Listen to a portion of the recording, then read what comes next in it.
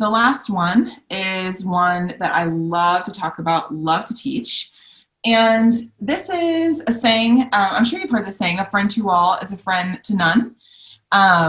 We have a marketing saying that's very similar, and that is, if you market to all, you market to none.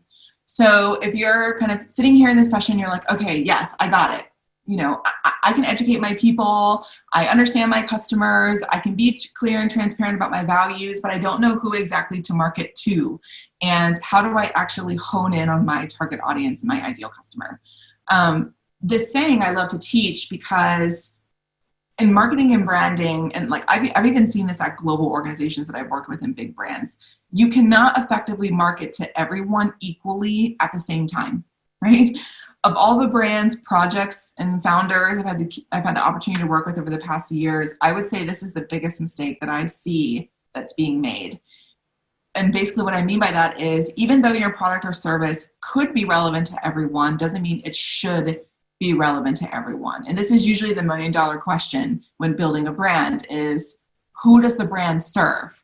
So, and if the brand serves multiple customer groups, how do those groups relate to each other, and what is unique and different about them, right? So in general, you want to know who your early adopters are, right? Because if you market to all, you end up marketing to none, right? A friend to all is a friend to none. And it feels very natural for founders to cast a super wide net and try to get as many customers as possible. When in fact, if you can narrow focus your customer bases and really kind of hone in on that ideal customer group to get you started, that's the best thing that you can do, definitely during COVID, because everyone wants to know kind of where you stand on these issues, socio-political issues right now, and definitely here in the U.S. I'm certain that's not the case globally, but in the U.S. that is the case right now.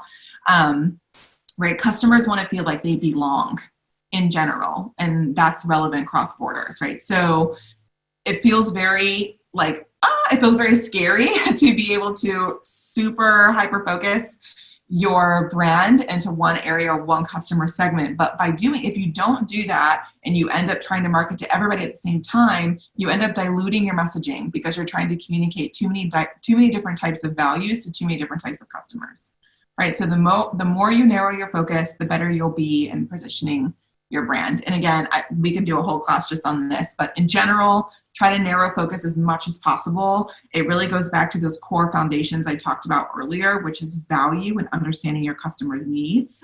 So in order for you to build a brand that's really going to resonate and be ready to scale and really provide the maximum output possible for your business, you really have to get that core customer piece nailed.